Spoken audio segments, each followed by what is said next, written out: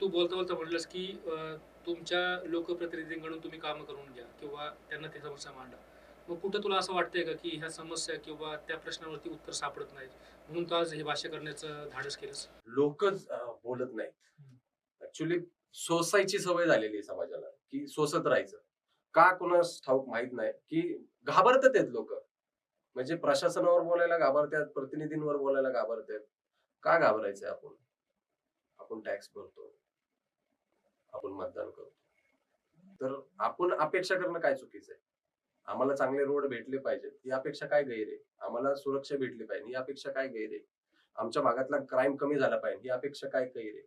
आमच्या भागातलं ट्रॅफिक कमी झालं पाहिजे, ही अपेक्षा काय गैर आहे? आणि ह्या अपेक्षा व्यक्त केल्यानंतर त्या पूर्ण करायची जबाबदारी लोकप्रतिनिधींची.